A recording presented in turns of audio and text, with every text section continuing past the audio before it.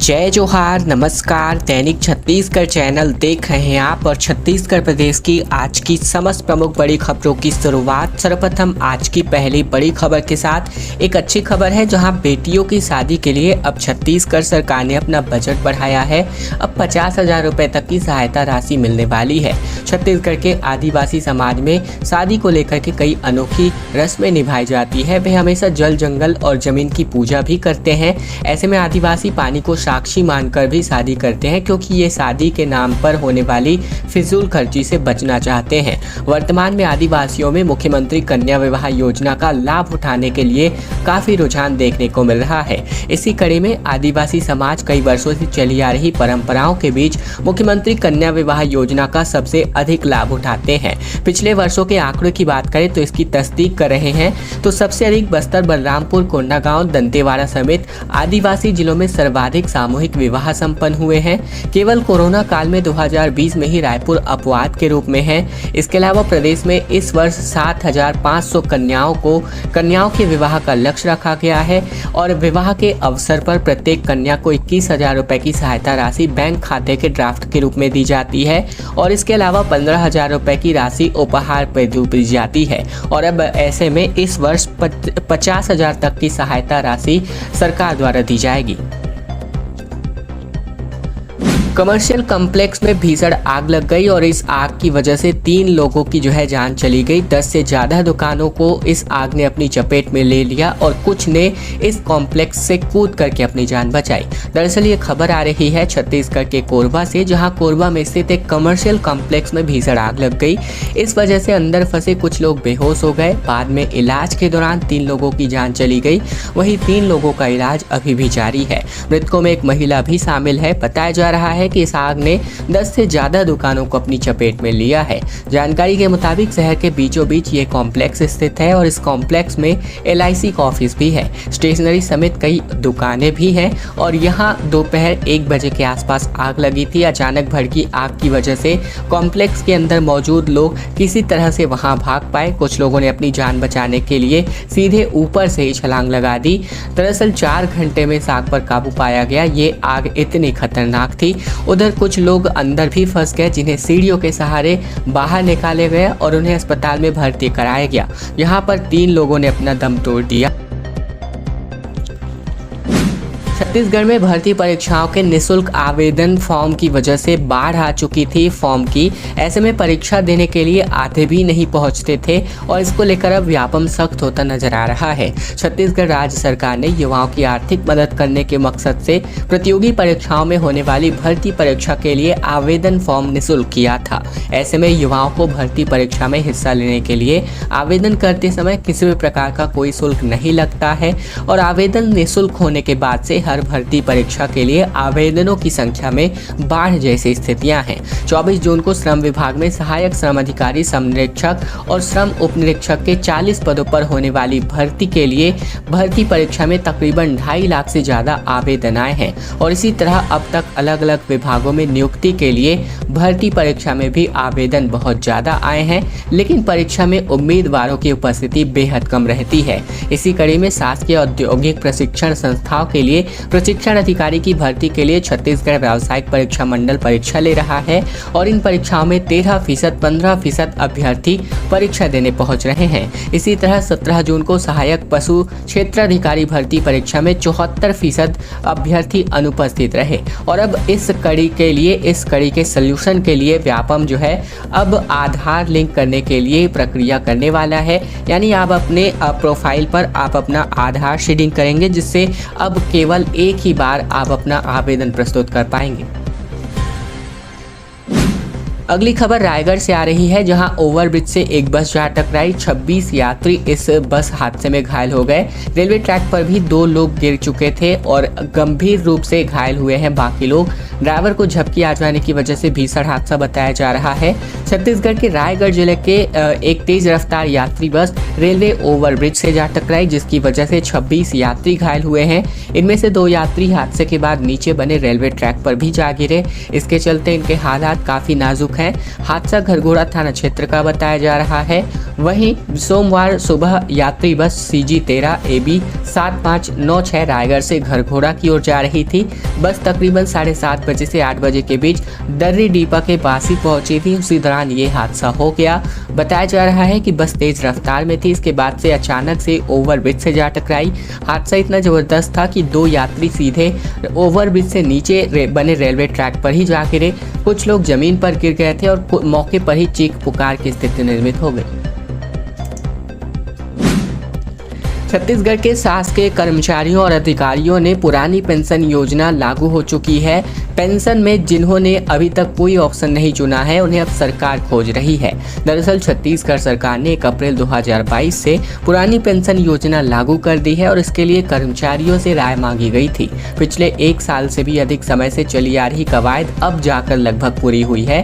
97% को पुरानी पेंशन योजना पसंद आई, जबकि 1% ऐसे हैं जिन्होंने 2004 से शुरू हुई नई पेंशन योजना को चुना है। बाकी 2% ने कोई राय नहीं दी है और अब सरकार ऐसे लोगों को खोज रही है जिन्होंने कोई भी राय नहीं दी है। अब तक की गई पड़ताल में सामने बात ये आई है कि कुछ कर्मचारियों के नाम रिपीट हो गए थे, कुछ स्वैच्छिक सेवानिवृत्त हो गए और कुछ की मौत हो चुकी थी। जिन्होंने 1% को नई पेंशन को चुना है, जब ऐसे लोगों से उल्टी दिशा में चलने की वजह पूछी गई तो अजब किस्से सामने आए। पति पत्नी के बीच आपस में तय नहीं हो पाया कि कौन सा स्कीम चुने तो वो नई स्कीम में ही रह गए।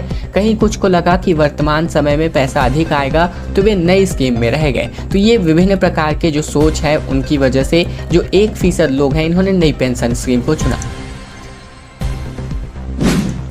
और अब खबर आ रही है छत्तीसगढ़ में आम आदमी पार्टी ने किया है पलटवार। कहा 2 जुलाई की महारैली से मुख्यमंत्री भूपेश बघेल के सारे भ्रम दूर हो जाएंगे। इसके अलावा पार्टी का जनाधार लगातार बढ़ता रहा है, इसका दावा भी किया गया। खबर आ रही है मुख्यमंत्री भूपेश बघेल के छत्तीसगढ़ में बीजेपी और कांग्रेस के बीच टक्कर है वाले बयान पर आम आदमी पार्टी ने पलटवार किया है। प्रदेश में तीसरे मोर्चे को लेकर पार्टी के प्रदेश अध्यक्ष कोमल हुपेंडी ने कहा कि 2 जुलाई को बिलासपुर में होने वाली पार्टी की महारैली के बाद कांग्रेस और बीजेपी का भ्रम दूर हो जाएगा। जिस तरह से आम आदमी पार्टी ने दिल्ली और पंजाब में कांग्रेस की शिकस्त दी, उसी तरह छत्तीसगढ़ भी देंगे। बस मुख्यमंत्री थोड़ा धैर्य रखें। फिलहाल कोमल हुपेंडी ने यह दावा किया छत्तीसगढ़ के मुख्यमंत्री के बयान का पलटवार करते हुए। छत्तीसगढ़ PSC के प्रतिभागियों से सूर्या की चर्चा सामने आई, जहां बोले छत्तीसगढ़ का PSC exam process most corrupt system है और ऐसे में हतोत्साहित हो रहे हैं छात्र। दरअसल खबर है कि छत्तीसगढ़ में PSC घोटाला को लेकर BJYM ने मोर्चा खोला है। CM हाउस का घेराव किया गया। ऐसे में BJYM के राष्ट्रीय अध्यक्ष तेजस्वी सूर्या ने नालंदा परिसर में परीक्षा की तैयारी कर रहे PSC स्टूडेंट से खास बातचीत की। छात्रों से चर्चा करने के बाद तेजस्वी सूर्या ने कहा कि PSC परीक्षा के नतीजों में बड़ी साजिश हुई है। BJYM के राष्ट्रीय अध्यक्ष तेजस्वी सूर्या ने कहा कि छत्तीसगढ़ का PSC exam process most corrupt system है। दूसरे राज्यों की तुलना में छत्तीसगढ़ का PSC सिलेक्शन सबसे ज्यादा मैनिपुलेटेड है। आगे उन्होंने कहा कि पेपर में पूछे गए 10 से 20% प्रश्न गलत ही होते हैं। दरअसल एग्जाम को एक साजिश के आधार पर टफ किया जाता है। इसके बाद जिसको सिलेक्ट करना होता है उन्हें प्रश्न पत्र वायरल कर देते हैं। फिलहाल नालंदा में 2 से 4 साल तपस्या करते हैं, लेकिन पूरा सिस्टम ही उनके खिलाफ है, जिससे छात्र हतोत्साहित होते हैं। भूपेश बघेल ने कहा कि पूरे देश में आदि पुरुष को बैन होना चाहिए, छत्तीसगढ़ में बैन से क्या होगा। BJYM के प्रदर्शन पर कहा कि युवाओं को गुमराह किया जा रहा है। छत्तीसगढ़ के आदि पुरुष फिल्म के विरोध में मुख्यमंत्री भूपेश बघेल ने कहा कि केंद्र सरकार को फिल्म देश भर में बैन करनी चाहिए, केवल छत्तीसगढ़ में बैन करने से कुछ नहीं होगा। और अब जनता के फिल्म के खिलाफ खड़ी हो गई है, तब ये कहते हैं कि इस फिल्म पर बैन लगाया जाए। भाजयुमो के प्रदर्शन पर कहा कि चुनाव आ गया है, इसीलिए युवाओं को गुमराह कर रहे हैं। भूपेश बघेल ने आदि पुरुष के बहाने बीजेपी पर भी निशाना साधा। उन्होंने कहा कि मर्यादा पुरुषोत्तम राम को धीरे धीरे युद्धक्रांत बना दिया गया है।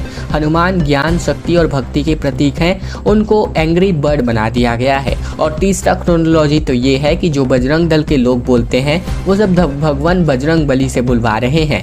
इसका असली चेहरा अब बेनकाब हो चुका है। फिलहाल आदि पुरुष फिल्म के बैन को लेकर के मुख्यमंत्री भूपेश बघेल ने ये बयान जारी किया।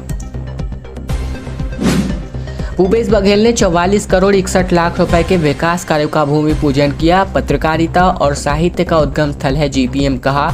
माधवराव सप्रे प्रेस क्लब का लोकार्पण भी किया गया। छत्तीसगढ़ के मुख्यमंत्री भूपेश बघेल बीते दिन गौरेला पिंडरा मरवाही के दौरे पर रहे, जहां उन्होंने 44 करोड़ 61 लाख रुपए के विभिन्न विकास कार्यों का भूमि पूजन और लोकार्पण किया। इसी के साथ ही उन्होंने पिंडरा में माधवराव सप्रे प्रेस क्लब के सह वाचनालय का लोकार्पण भी किया और कार्यक्रम के दौरान उन्होंने कहा कि पत्रकारिता का साहित्य का उद्गम स्थल ही जीपीएम है।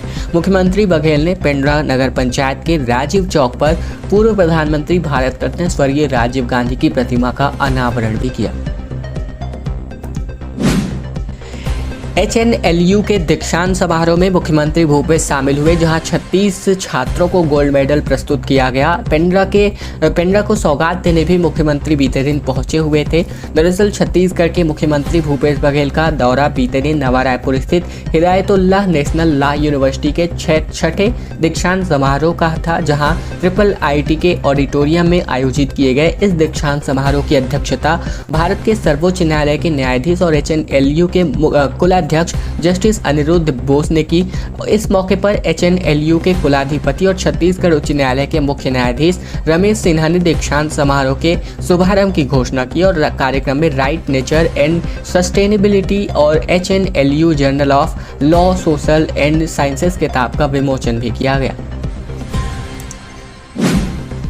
मुख्य सचिव आगामी बैठकें लेने वाले हैं कलेक्टरों और आयुक्तों की संयुक्त रूप से, जहां 20 जून को सरकार की घोषणाओं और विभागीय कार्यों पर चर्चा होगी।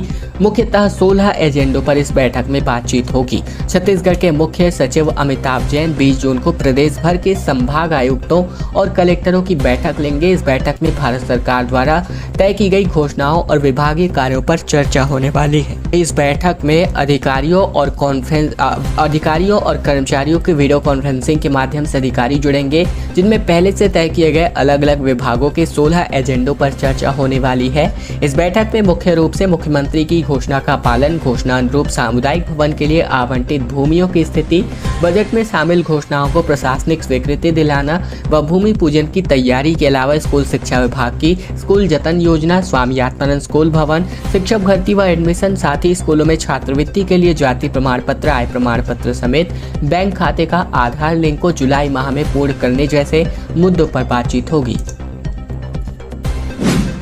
छत्तीसगढ़ PSC भर्ती मामले में सड़क पर संग्राम होता नजर आ रहा है, जिसको लेकर CM हाउस का घेराव किया गया। तेजस्वी सूर्या ने कहा कि सरकार बनी तो CBI से जांच कराएंगे। दरअसल छत्तीसगढ़ PSC की भर्ती पर सवाल उठाते हुए राजधानी रायपुर में भारतीय जनता युवा मोर्चा के कार्यकर्ताओं ने PSC संग्राम नाम का एक अभियान चलाया बीते दिन, जिसमें BJYM के राष्ट्रीय अध्यक्ष तेजस्वी सूर्या ने बीजेपी के हजारों नेताओं एवं कार्यकर्ताओं के साथ बैरिकेडिंग को तोड़कर CM हाउस का घेराव किया और इस बीच पार्टी के कई बड़े नेता भी मौजूद रहे। तेजस्वी सूर्या ने कहा कि 2023 में अगर प्रदेश में बीजेपी की सरकार बनी तो CGPSC भर्ती की परीक्षा की जांच CBI से जरूर कराएंगे। डॉक्टर सिंह ने कहा, रमन सिंह ने कि मन से कहा कि कांग्रेस इन युवाओं को देख ले जो चिलचिलाती धूप में जमा हुए हैं और ये परिवर्तन का एक बड़ा संदेश है। भीषण गर्मी की चपेट में पूरा छत्तीसगढ़ नजर आ रहा है। सबसे गर्म जिला रहा रायगढ़, जहां लू को लेकर 11 जिलों में ऑरेंज अलर्ट, 7 जिलों के लिए येलो अलर्ट जारी है। छत्तीसगढ़ में मानसून के पहले भीषण गर्मी लोगों को झेलनी पड़ रही है। इसी कड़ी में मौसम विभाग अगले 24 घंटे के लिए सरगुजा, जसपुर, बिलासपुर, मुंगेली, कोरबा, जांजगीर, रायपुर, बलौदाबाजार, महासमुंद, दुर्ग और राजनांदगांव जिले के लिए ऑरेंज अलर्ट मौसम विज्ञान विभाग ने जारी किया है। और रविवार सबसे गर्म जिला रायगढ़ रहा। प्रदेश के कोरिया, सूरजपुर, बलरामपुर, रायगढ़, बालोद, बेमेतरा और कांकेर जिले में येलो अलर्ट जारी है। इसके अलावा भी अगले 48 घंटों के लिए 12 जिलों में येलो अलर्ट है। मौसम वैज्ञानिकों के मुताबिक उत्तर पश्चिमी हवाओं के आ जाने की सिलसिला अभी भी जारी है और ऐसे में राजस्थान से लगातार गर्म हवाएं आ रही हैं और इसीलिए लू के हालात यहां बनते नजर आ रहे हैं। छत्तीसगढ़ के बिलासपुर से JEE एडवांस में स्टूडेंट्स का दबदबा देखने को मिल रहा है। 25 से अधिक छात्रों ने क्वालिफाई किया। IIT जैसी प्रतिष्ठित संस्थानों में एडमिशन का मौका मिला है इनको। दरअसल IIT जैसी प्रतिष्ठित संस्थाओं में एडमिशन के लिए आयोजित किए गए जेईई एडवांस एग्जाम के नतीजे बीते दिन जारी किए गए, जिसमें बिलासपुर के विद्यार्थियों ने अपना परचम लहराया। इस बार शहर के 25 से अधिक स्टूडेंट्स ने जेईई एडवांस में क्वालिफाई किया। चयनित स्टूडेंट्स का कहना है कि अब शहर में ऐसी कई कोचिंग सेंटर्स हैं जहां उन्हें बेहतर मार्गदर्शन मिल रहा है। ऐसे में स्टूडेंट्स को कोचिंग के लिए राजस्थान के कोटा जैसे शहरों में जाना नहीं पड़ता। यही वजह है कि शहर के कोचिंग सेंटरों में पढ़ने वाले बच्चों ने बेहतर प्रदर्शन किया है। अलग अलग संस्थानों में पढ़ रहे 25 से अधिक छात्रों ने अखिल भारतीय स्तर पर रैंक हासिल कर अपना प्रवेश सुनिश्चित किया है। ट्रेनों पर बिपरजॉय का असर बिपरजॉय तूफान का असर देखने को मिल रहा है, जिसकी वजह से लगातार घंटों लेटे ट्रेनें चलती नजर आ रही हैं। कई रद्द हो गए हैं तो कुछ का रूट भी बदल दिया गया है। बिपरजॉय तूफान का झटका गुजरात, जयपुर और मुंबई की तरफ से आने वाली ट्रेनों में लग रहा है, यानी कि 4 से 5 घंटे की देरी की वजह से रायपुर रेलवे स्टेशन पर ट्रेनें पहुँच रही हैं। गर्मी की छुट्टियां समाप्त पर घर वापसी पर ट्रेनें यात्रियों से ठस भरी हुई वापस लौट रही हैं। साथ ही घंटों देरी से चलने के कारण यात्री बेहाल हैं। हालांकि रेल अफसरों के मुताबिक तूफान के कारण रायपुर बिलासपुर से होकर आने जाने वाली ट्रेनें रद्द नहीं की गई है, परंतु ट्रेनें लगातार देरी से आ जा रही हैं। वहीं किसी न किसी रेल लाइन में ब्लॉक के कारण भी ट्रेनों की रफ्तार धीमी है। संबलपुर में रेलवे ब्लॉक के कारण पुरी अहमदाबाद एक्सप्रेस 5 घंटे देर आई। इसी तरह जयपुर, अजमेर, सूरत, अहमदाबाद की तरफ से आने वाली ट्रेनों की चाल डगमग हो गई है। खैर, खबरों में लगातार अपडेट रहने के लिए लगातार चैनल पर नए हैं तो चैनल को सब्सक्राइब करना मत भूलेगा, ताकि खबरों में लगातार अपडेट हम आपको कर सकें, छत्तीसगढ़ समाचार हम आपको रोजाना दे सकें। तो चैनल को सब्सक्राइब करने का छोटा सा काम आप लोगों को जरूर से कर लेना है।